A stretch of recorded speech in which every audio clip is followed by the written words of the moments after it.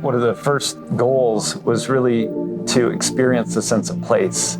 And so this building, we really wanted it to be something that was quite intimate, quite highly detailed, and strong, something that could sit in contrast to this incredible landscape and complement it at the same time.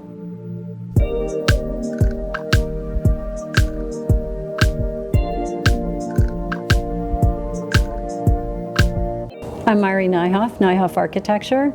And I'm Kevin Nyhoff Architecture. This project has been a long time in coming. We had the pleasure of working with O2 Planning and Design, and it was really the result of an incredibly collaborative effort.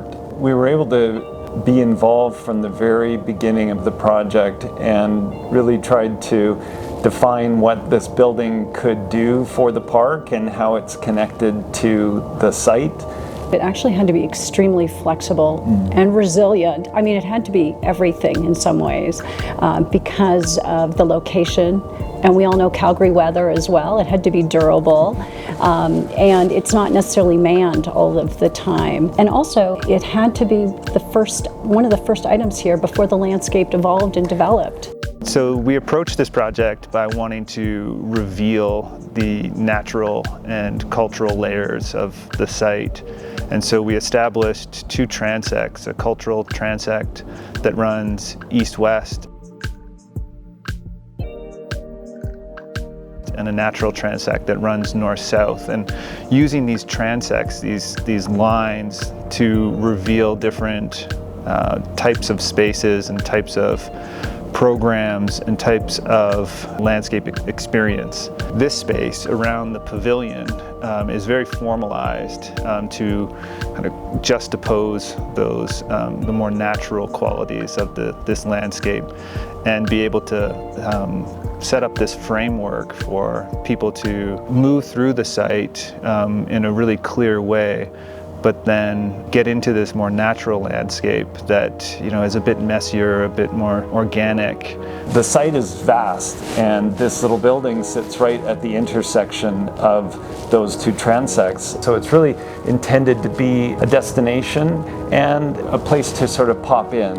I think it's to reinforce the vision as well. And, you know, we have two structures here. One, both achieving the same thing, which is shelter and transparency and connection, and reinforcing the activity that could occur here. One, we have a very multi-purpose space. It's flexible for education, events, social gatherings, with basics. We've got flexible sort of reception / information desk that could actually serve as a bar in the future or as a teacher location. On the other side, we have this lovely open space that can be used when this building is closed, the harvest area, the harvest table area, where, you know, people can come and gather and have food, or they can have an event. In the winter, you know, you can gather around the fireplace, you know, if you're cross-country skiing out here. So we saw both of these buildings or structures as equal and critical. The pavilion itself is a very flexible, open space. We tried to make a diversity of experiences for all different types of people that wanted to be here. In the future, when the city is able to operate the pavilion, we imagine that there will be it'll be teeming with school groups, buses of children coming in and learning about this place. There could be large events here, plays, concerts, all sorts of types of events that the city could put on, or other partners can start to bring to this site once the park has sort of evolved to where people understand how to use it. It's really about nestling ourselves in this space and now seeing what comes of it. Yeah, and I think the fact that this building will weather over time and patina is really something that we designed into the building, really. The choice of the weathering steel, the color palette, really that sort of harkening back to the old farm equipment that may have been abandoned in the fields, connects it to the grasslands. I think it's also really important to note that there's no backside to this building. There's 5 facades. You know, when we first came to the site, we entered from above into the valley, and we realized that the roof needs to be as important as all the elevations. And so that was a big driver, and as a result, we actually have a lower floor where a lot of the mechanical equipment is. We're really excited about the fact that we have a very clean roof line, very simple structure, and that's more than anything what we wanted this building to do, is just blend into its surroundings and feel like it belongs here and can withstand the test of time. We actually used a rock ballast on the roof to connect to the Bow River bed. We selected the materials to be as authentic as possible.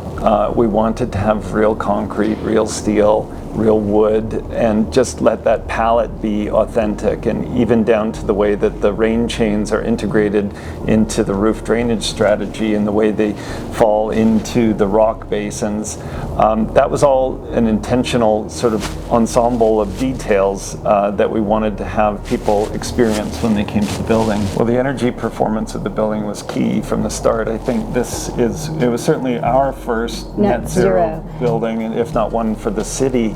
And that's where a lot of these deep overhangs came from, is really to start creating some passive solar shading strategies. And the open trellis behind us was intended to provide that ever-changing character of light and shadow on the concrete over top of the harvest table. So there's this I guess, extension of the building and interconnection and blurring of the line between interior and exterior. And that was really seen to go hand in hand with the landscape design. So a lot of those geometries that you see, these angles and cross angles, are to connect out to the site. So that was a really important element of the project, was that the building and the landscape design really be in harmony with each other. And again, it's not just about the building. This building is to activate and reinforce O2 planning and design's garden and landscape.